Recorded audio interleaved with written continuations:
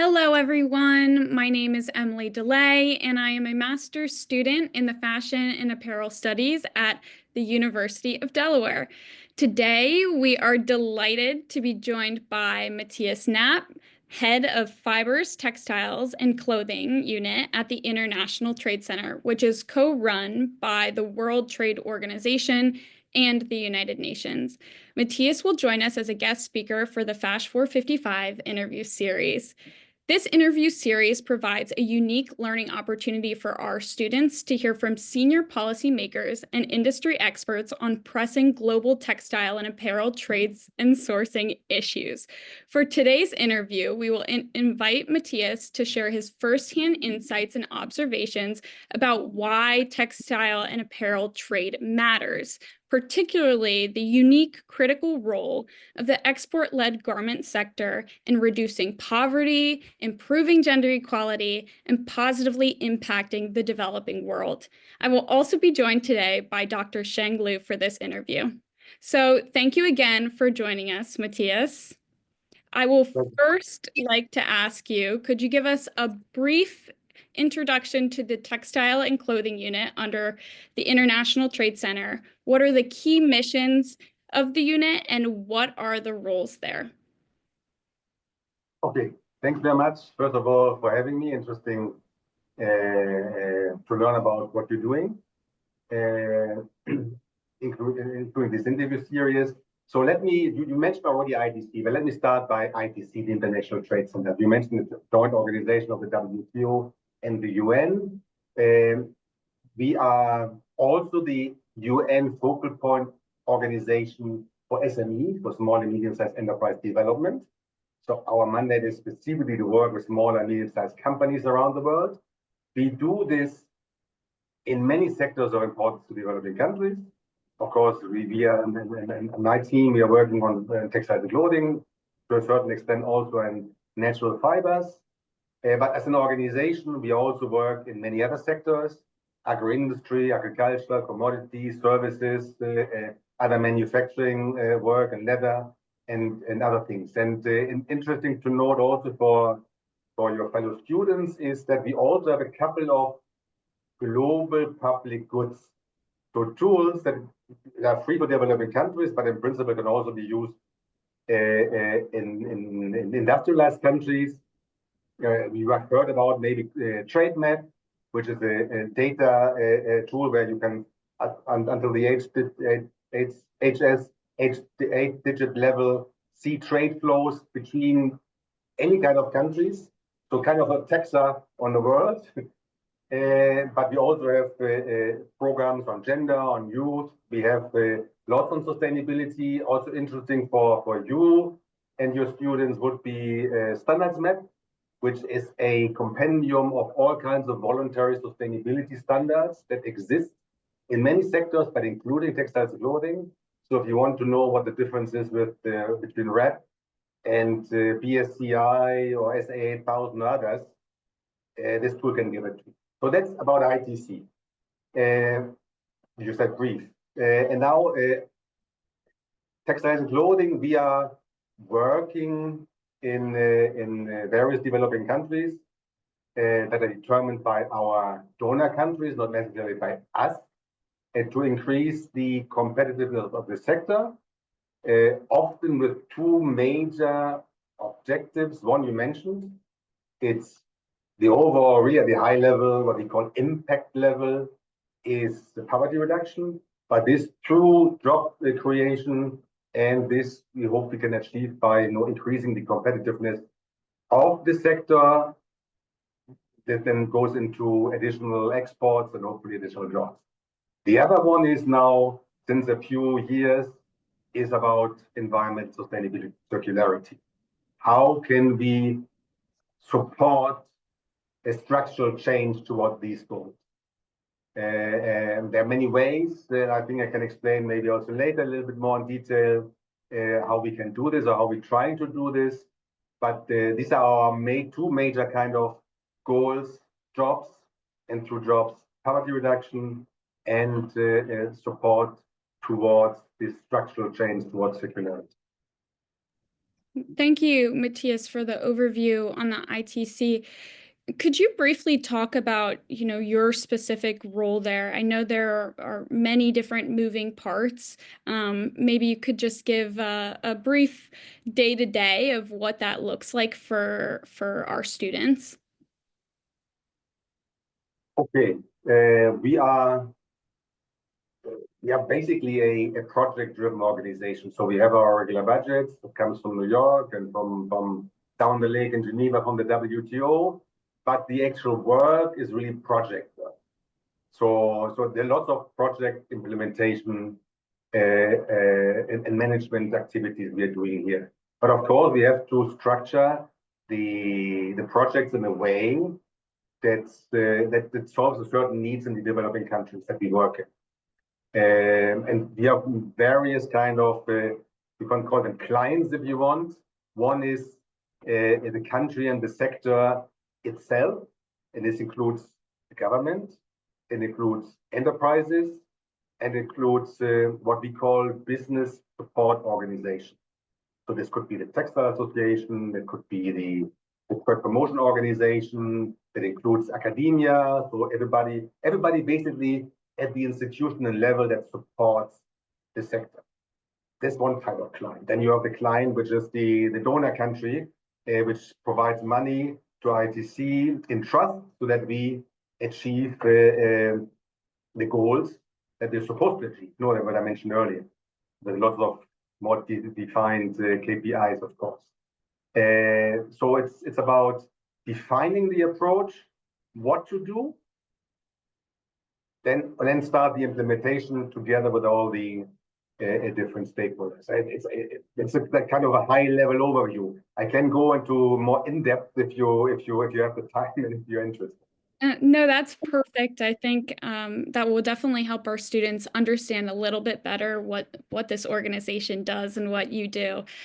So through ITC, you have gained extensive experience working with garment producers in many developing countries. Based on your observations, how important is the garment industry to them?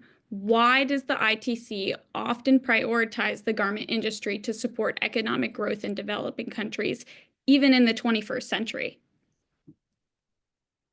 Okay, so to a certain extent, I build on what I said earlier.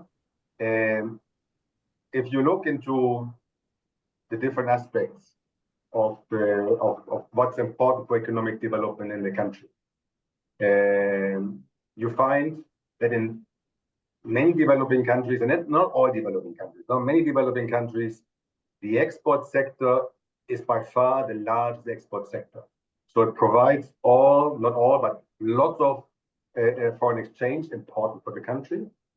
But of course, it does a lot of, it provides a lot of jobs.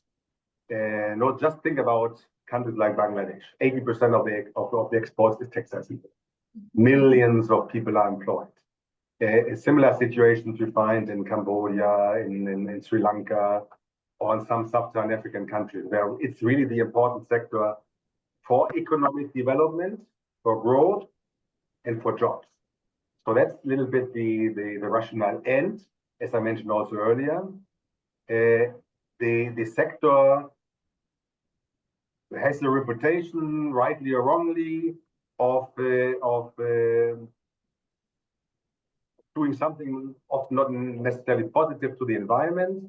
So there's also a lot of things that could be improved in the industry that do not jeopardize jobs. So if you can work with companies and the sector to improve their competitiveness, so they keep on exporting, keep on having their jobs while improving the environmental performance, this helps.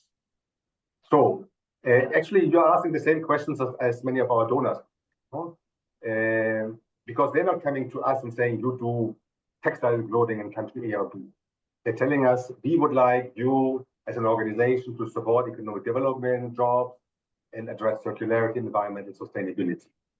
And then it's a little bit for us as an organization, not necessarily me, but us as an organization to say, okay, what are the important sectors that fulfill this criteria in the countries that the donors tell us to work in?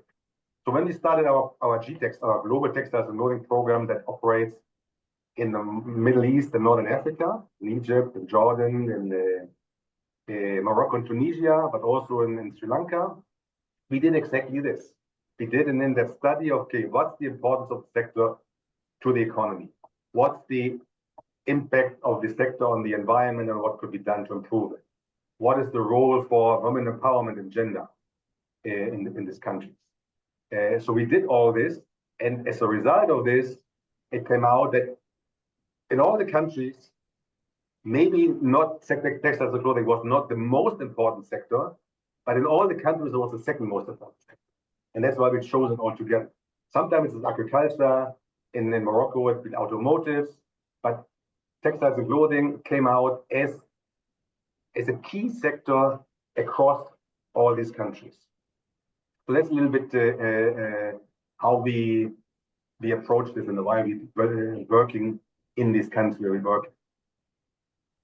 Thank you so much. Sure, thank you, Matthias. I love many ITC tools, including the ITC trade map.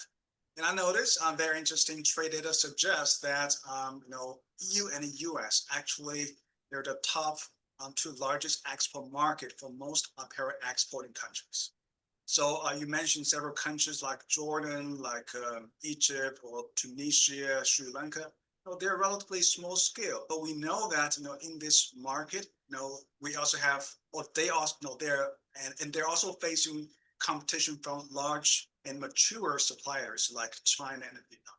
So how do you think these small scale countries they can compete in this competitive market, and any way ITC can support these small scale apparel exporting countries to improve their genuine competitiveness in this market? Oh, this is a big question, no? That's really, let me drill a little bit into this. First by saying, okay, whatever you mean by small scale, it needs to be seen in relative terms, no? Because they kind of 4 or 5 billion exports is still very important, especially for these countries, no? So of course, China, maybe Bangladesh or Vietnam are different scales, but the others are not small scale in that sense. Only if you compare them to the big guys, the really big guys. How they compete? We try to help them to increase competitiveness. So competitiveness has many elements. No, one element is which is a little bit put under pressure right now is the preferential market access. So many of these countries have, to a certain extent, either duty-free or reduced duty access to the markets, which provides an advantage to them, which, as you know, you are based in the US. If preferential market access is being maintained, it could be up to 35% depending on the product, the fiber type in the product. That's a tremendous kind of advantage, which many brands and retailers have been, of course, exploring and exploiting in these countries. That's why they started sourcing in the first place. Other thing is, we try to help companies and the sector as a whole to move out of this trap of always being the cheapest. No, only looking into cost as a competitive factor. So as a program, we to some extent we use the smiley curve as our guiding principle for apparel. Where, yes, of course, we work in production. It's always important. It's a necessary requirement. You have to be productive. You have to have quality, but it's not sufficient anymore. So we'll help them also then in terms of pre-production and post-production to provide and develop additional services that they can offer to their clients, so the brands and retailers.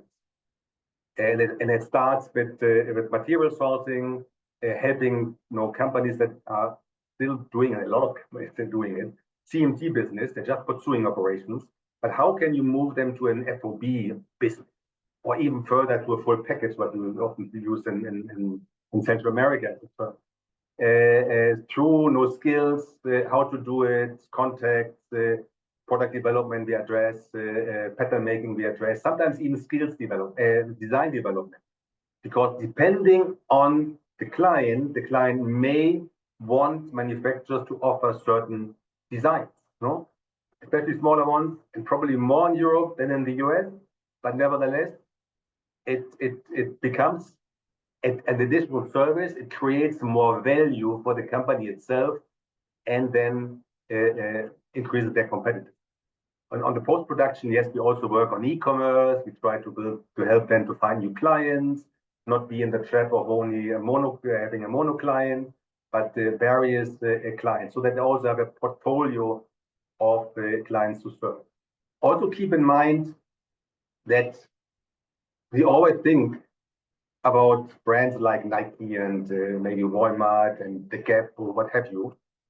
But there are many, many, many smaller brands and boutique companies out there in Europe and in the US. They have a couple of stores, maybe there are 50 stores in different states. They need smaller clients with different kind of product categories and skills. So we also try, since I mentioned at the beginning, we are an SME focused organization. We'll try to also have this match with SME brands rather than with the big guys, no? And the big guys may look into the large manufacturing places. The smaller guys may not necessarily, because it's not a fit for them. Apart from the fact that it's political, that there's overall a trend not to move or to put the eggs into more baskets, not only into the big Asian suppliers.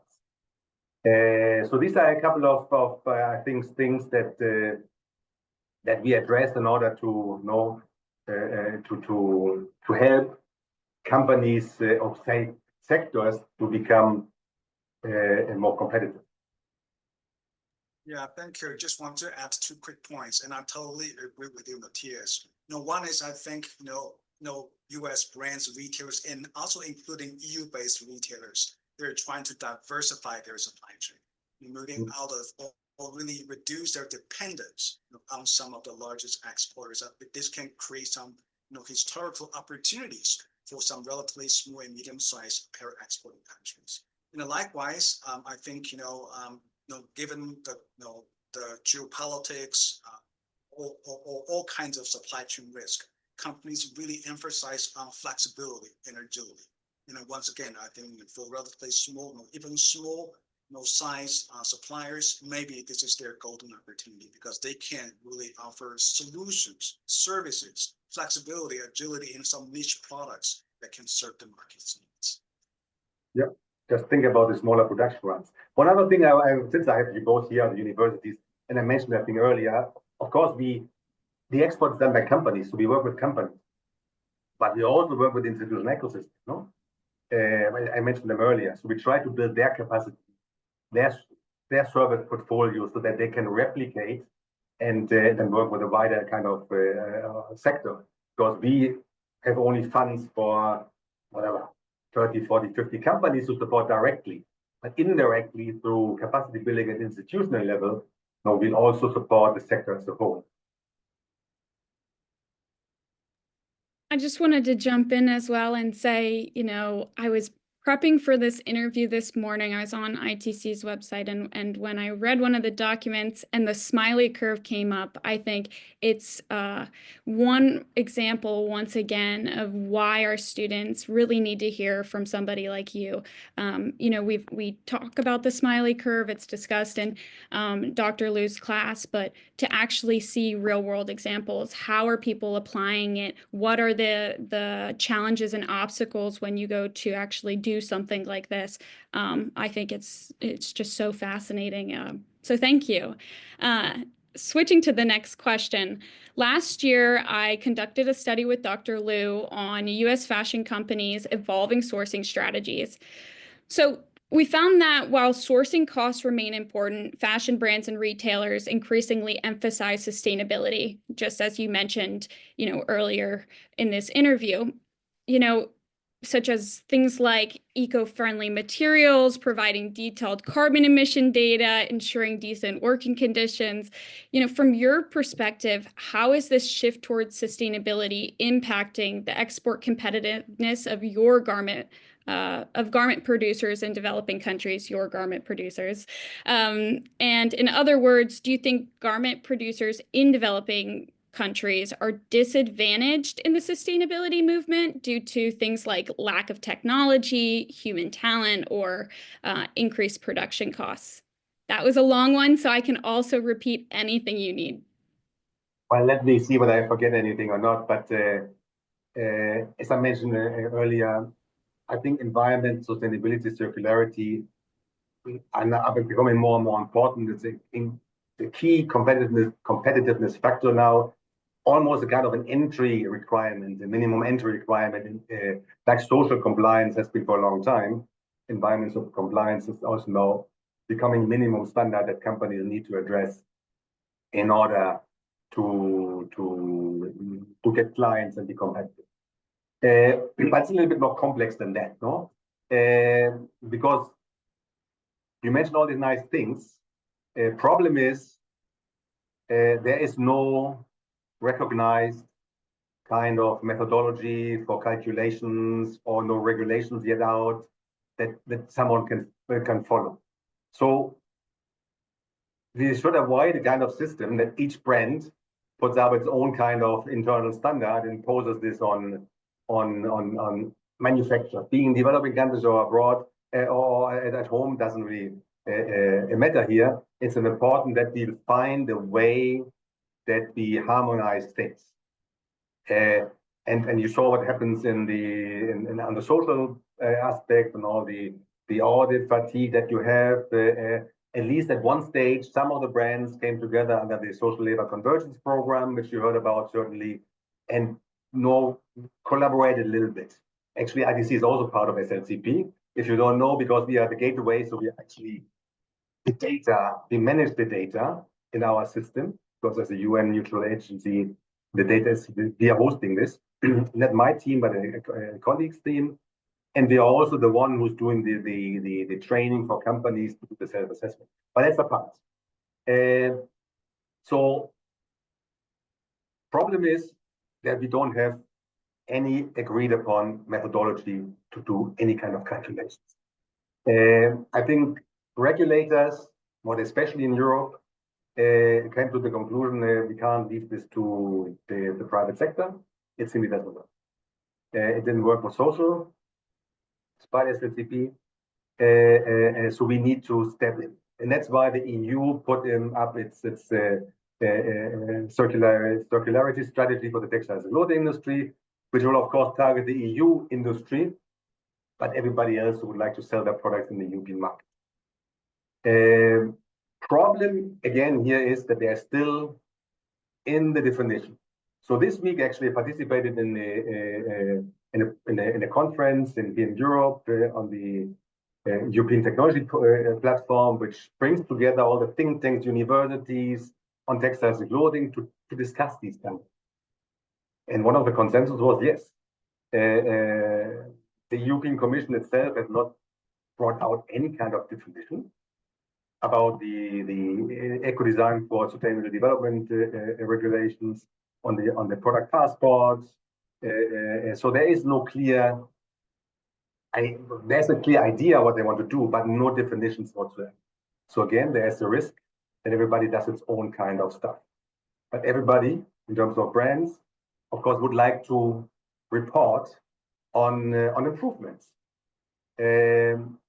How can you, so what would the implication now be for developing countries or for developing country manufacturers?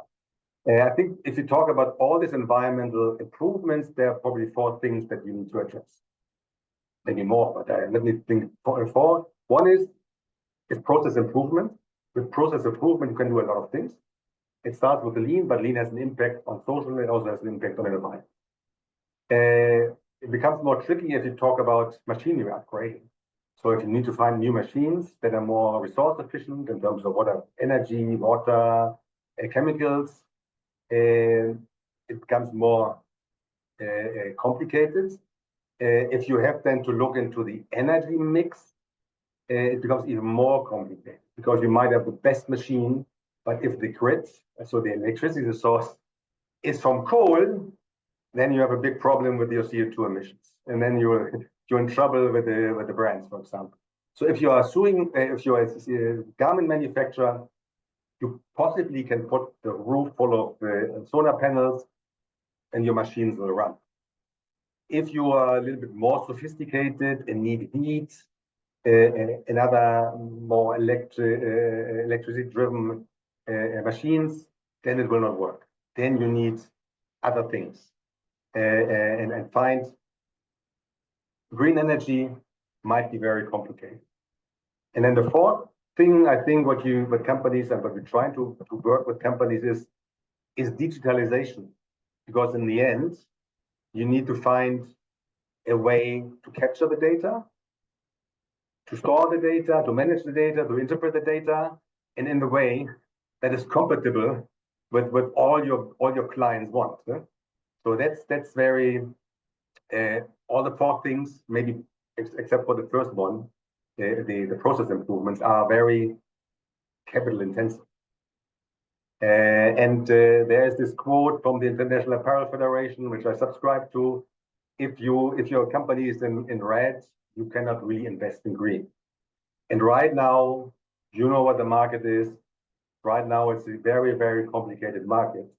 So having this pressure to invest at the same time with a market, with a lot of market uncertainty, is a challenge. And a challenge, especially if their clients, the brands and retailers, as in the past, push the responsibility and push the cost all the way down. Then you really have a problem. So I think this can only be done if this is really a collaborative effort. And you probably have to look into the lower hanging fruits. So fixing machines, okay. Improving processes, okay. Starting with digitalization, okay. If it's lots of investment in new machinery, if it's finding a green supply of energy, it becomes much more complicated. I can go on, but I think I'll leave it at this stage. Sure. Thank you so much for sharing all these great insights, Matthias. May I ask one follow-up question that is about used clothing? It's also related to sustainability. So both because of the increasing awareness of sustainability and also because of the emergence or the fast growth of fast fashion, we see a significant growth of used clothing trade, especially the used clothing influx into many LDC countries, which actually raise some concerns there because they want to create their local and domestic industry. But from your perspective, do you think circularity, textile recycling, this can solve this issue and be a new maybe growth opportunity or export opportunity for these LDC countries? Sounds like a small question, but again, it's a big question, no? So I think we all agree that that we as consumers consume too much, but even worse, we produce even more than we consume, no? All this discussion about overproduction, and I don't know what the figures are. No figures are out yet. In 26 in Europe, they have to report on this. But there are figures up to 30% is overproduction. It's more production than we actually consume. So it's a big problem. Then you look into the different types of, before I come to secondhand clothing, look into the different types of waste. You have post-industrial waste, so it's all the fabric scrap, the end of rolls, all the stuff that's left over in a producing country. Then you have the pre-consumer waste. That's what I mentioned with the overproduction. Everything which is produced but never reaches the consumer. And then you have the post-consumer waste that you alluded to in terms of second-hand, which once it's not used anymore, it's been disposed of, often sent into developing countries. And I think we need to tackle all the three. Can we tackle all the three at the same time? Probably not, because it's too complicated. Especially if you have to shift consumer behavior, it might be a little more complicated. It's in your long-term kind of responsibility as an educator to do this. So what we do to a certain extent, we look into pre-consumer, so overproduction, and you know that we brought out this paper together with the International Apparel Federation, the Banyan Tree, the buyers and suppliers in fashion, that gives some examples and the kind of a roadmap of how one can tackle overproduction.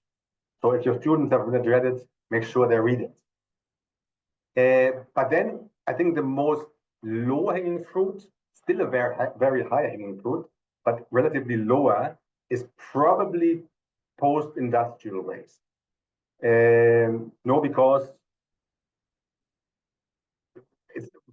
it's not easy, but more easy sorted, because more or less you know what the fabric scraps are, what the material are. It's just a question that you separate this into in the cutting room, and then you need to you can find ways to recycle it. Of course, there's not that much recycling technology yet there. Technology, yes, but not for all products and not for all kind of mixes. And of course, there's no capacity, more or less, no? So one needs to create the capacity, lots of investments if it's needed. But that's and there's a big problem, and that's why I said we have to focus on post-industrial first, because it's actually where the textile industry is. If you have to get your clothes be collected in the US and then shipped all the way for recycling, it's more complicated. And so that's a little bit why we're looking at it. But coming back to secondhand clothing, I think secondhand clothing has two major objectives. One objective is more the objective. Okay, if there are poor communities don't have access to clothing, this is a way to provide them relatively cheap access, and it also created their own value chain and their own supply chain and their own jobs. So they are not significant. And in some of the African countries where some of this stuff goes, you hear also saying that we actually prefer secondhand clothing against some very cheap Asian imports that are of a lower quality. So there's a kind of which often goes into informal channels, no? But there is a kind of positive effect, say it this way. But then the negative part is if you have the political will, if you would like to develop a textiles and clothing industry in these countries,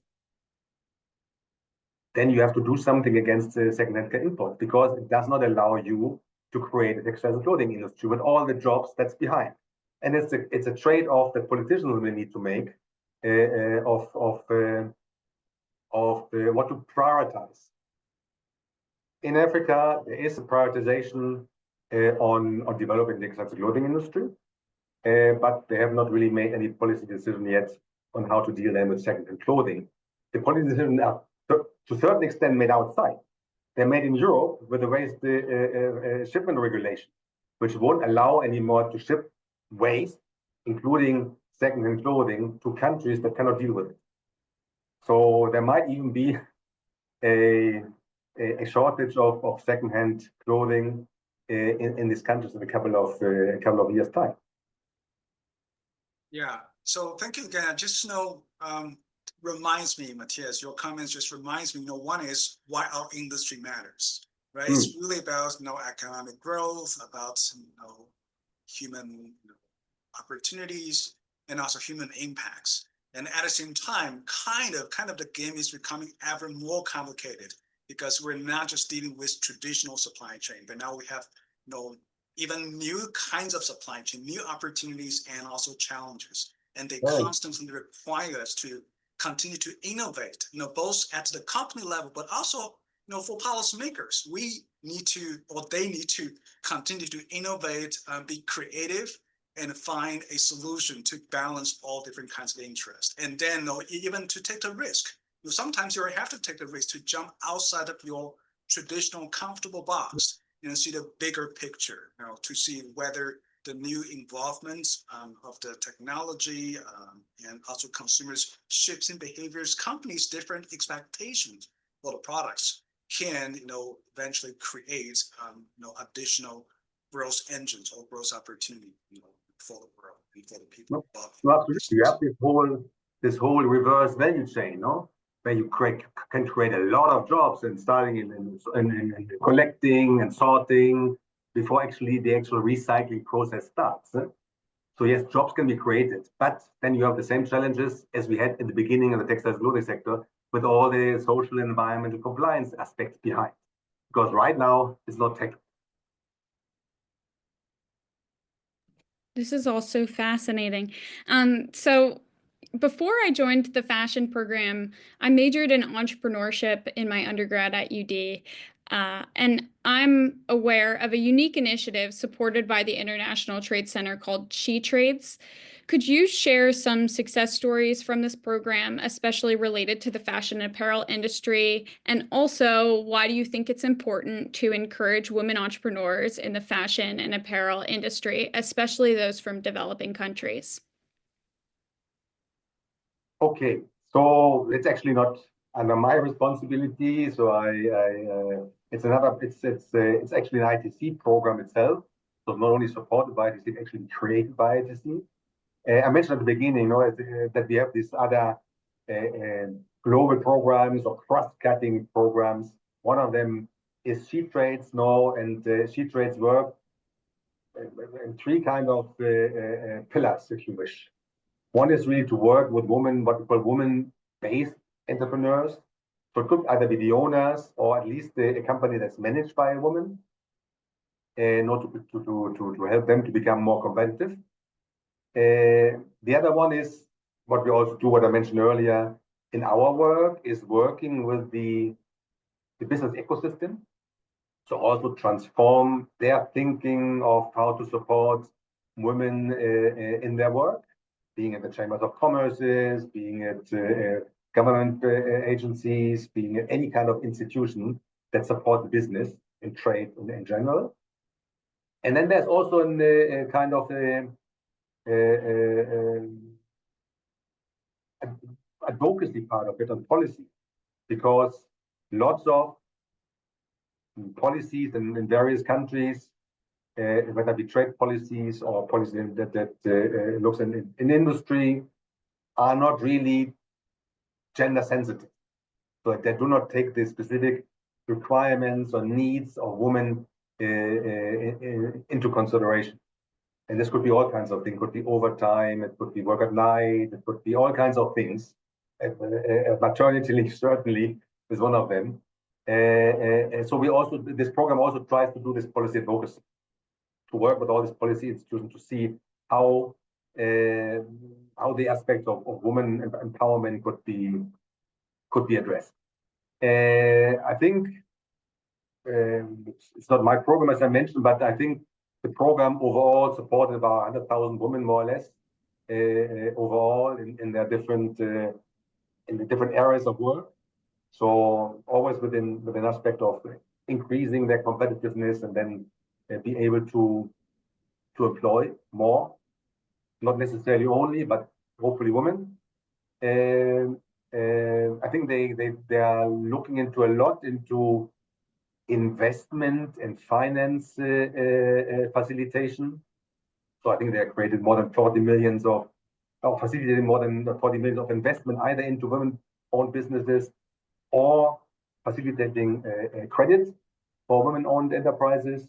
There are a couple of, I think about 300 BSOs, the business support organization that supported with all the new services and the new tools that specifically then address also the needs of women. And I think there are about 20 plus hubs in various developing countries where they try to bring this all together. Now, the importance is very important because the importance of supporting women, it's not only about jobs, it's really about women can create a lot of economic benefit for the economy. So their skills, their knowledge is something that is underutilized in many developing countries. And then you also have the aspects of what's behind, because a woman is often also the support of a family, more than men are, no? Especially in developing countries. So they really take care of many more people than men often do. So it's very important then to also look into this aspect. But I have to say, I'm not a gender specialist in that sense. No, I'm looking more at the textiles and clothing, but it's very important to look into how you can support women-based enterprises. A little bit the difference of what we're doing, She Trades does very normally smaller companies. So as in very small companies, sometimes only 1 or 2 women, sometimes a bit more, in the informal as well as in the formal sector. Whereas what we do in our textiles and clothing work is really manufacturing. These are established formal companies that have, well, I say, at least 100 people as employees. Yeah? So that's also a little bit the difference. We, of course, work together. For example, if it comes to designers, there are often women designers. They are sometimes have their own company, but they also need to be linked to manufacturing. That's where we work together. I was gonna go ahead, Dr. Lu. I was gonna jump in and ask, first of all, I just love this program, and I know you're not specifically involved with it, but also, I was taking some classes over the break just about, gender supply chain issues in general in the fashion industry. For you, you talked about how you guys individually work with each country or factory to better understand the environment prior to you deciding what you're going to do. Do you think that, or have you seen that there are gendered issues even within your work? What I'm truly asking is, do you guys also evaluate, 90% of this factory is women? How are we going to better support these women? No, absolutely. I think as a UN agency or any kind of development agency, there are also the bilateral ones, gender, women empowerment and gender diversification is an important aspect. So we give priority to actually women-owned or managed companies. So if they are to choose from two, it will be a woman-owned or managed company. This is the same for the training spots. And then, yes, we'll work with the factories also. And most of the factories employ a woman, of course, no? And so we also see with the factories, how can we improve the working conditions specifically for women. Sometimes it's how do we apply the local laws more correctly so that that the women will benefit from it. We also I didn't mention it, but we work together with also the larger companies, not as kind of beneficiaries, but as kind of champions, as mentors for smaller companies. And some of the larger companies do have specific programs for women empowerment, also supporting women that are sewing operators, to move them up the hierarchy in the factory to become a line supervisor, quality manager.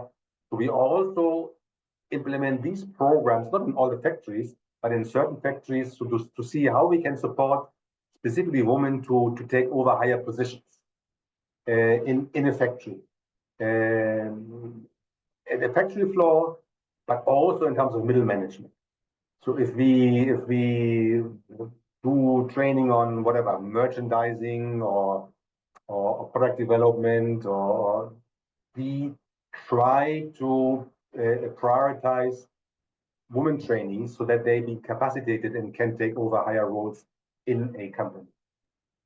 Yeah, so thank you again for reminding us. I think, Tia, apparel is more than just about a commodity, especially in today's context. We talk a lot about tariff rate up and down, but I think one thing is really, important, or, I would love to see more discussion, that is the people impact, because apparel have huge social impact, as you mentioned, gender equality, right? And, I think, ultimately, okay, apparel is a human business. So this is why I think as an educator, one is I love my job.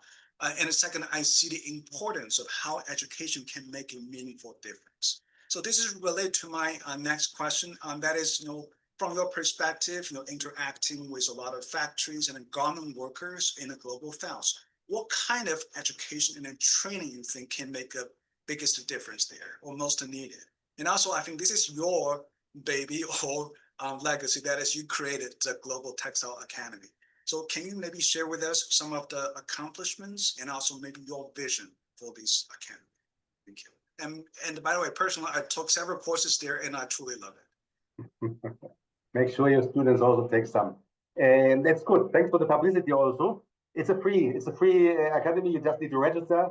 It's developed from the perspective of a developing country manufacturer, no? So if your students, for example, would like to understand it from the perspective of, how is a factory operated, they can see it there. And we have well, it's a lot of resources which we're constantly updating. Some e-learning courses, some other courses are face-to-face, but we have some recordings also here and there. And we try to tackle this in terms of what we see in terms of importance for factories, especially if you're small and medium-sized factories. So we have training courses, e-learning courses that students can also take on lean manufacturing.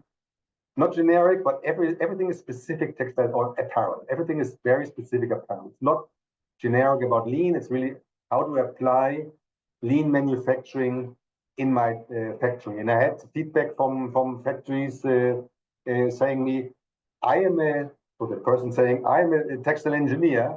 I have never figured out how I can do this in my own factory. But now you gave me some ideas. We do this on costing and pricing. So how to best costing and pricing for a manufacturer's perspective. We do this on material knowledge, so yarn and fabric knowledge, on material sourcing. We brought out very recently in December, I think, a new one on circular economy business model for textiles and clothing, which actually is two courses in e-learning or 3, and then 4 on face-to-face, which have been a big success. Actually, we tried to do this, and we did this in Sri Lanka already. And as a result of this, it's an avalanche of workshops now going on that they're organizing on their own. Because individual companies, even the big Sri Lankan companies, MIS, Brandix, Hydramani, have internal kind of trainings running. The government has training running. Universities took it over into their own curriculum. It seems to be very successful, and we're developing a new one now for eco design for circularity. So seeing this from the design perspective and how designers and factories that provide their own or provide some design inputs have to take circularity into consideration from the beginning. So we see lots of good stuff happening as a result of it at factory level, and we continue working on this. So it's a costly exercise. We have to develop these courses. No, it's not me writing these courses. We have to get experts from each subject to do this. So we know one after the other, we're developing it and bringing out more courses. What I want to mention, I think I mentioned it earlier, or scratched on this. It's not only that we have this Global Textiles Academy. No, we're working with universities in the developing countries. One thing that we certainly realized is that there is a disconnect between industry and academia, that do not necessarily talk to each other, unfortunately. So what's been taught is not necessarily what companies need in terms of education, and vice versa. So we will not only help universities to develop now together with the industry curricula that are updated, that really address needs of the industry. We also created what we probably have in Delaware, advisory boards that are comprised of enterprises and enterprise representatives, so that they start talking about what is it in terms of education that the industry needs now and in the future, what needs to be changed. You know how long it takes to change the curriculum. No, it has to go through different. It doesn't get from one day to the other. So we help them, but also with a longer term view. We bring companies and industry together to do some research, either being it on the PhD level or on the master's degree level, but also internships has not always been existing or the case in some of the countries we work in. So we'll be surprised. So that's the kind of work we're also trying to do, and when we try to see how we can have a longer term impact on the industry through educators like universities. Absolutely, totally agree. That's incredible. To conclude the interview, Matthias, could you please offer some advice to our students who are interested, like myself? I'm sitting here and thinking, wow, this is something that I would love to do one day. But, how do they get their foot in the door? What might a typical career path look like for them? For me. Tricky question, especially in the present situation where the UN is going through some challenges. But I think it's the two options. I think the more obvious option is, yes, you have like in other companies you want to work in.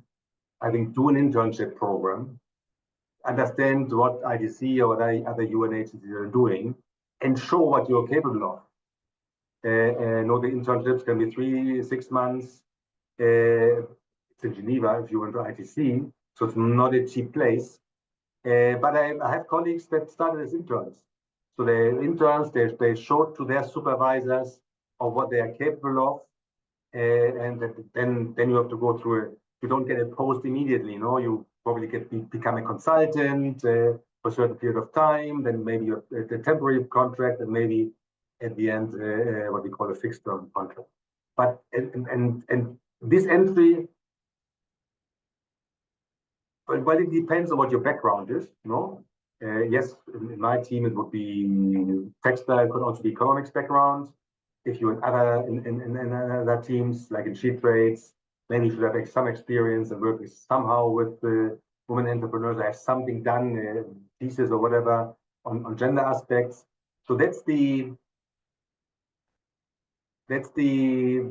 will not say easier aspect. The other one, of course, there are posts available, and one can apply to posts. But the posts normally require a certain work experience.